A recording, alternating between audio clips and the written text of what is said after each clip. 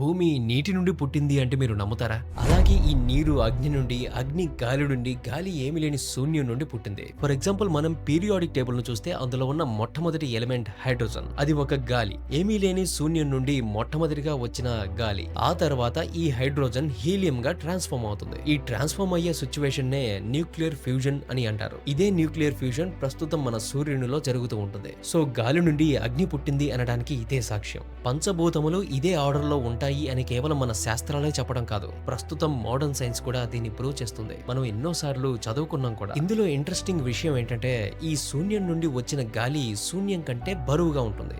గాలి నుండి వచ్చిన అగ్ని మరింత బరువుగా ఉంటుంది. అగ్ని నుండి వచ్చిన నీరు మరింత బరువుగా, నీటి నుండి వచ్చిన భూమి మరింత బరువుగా ఉంటుంది.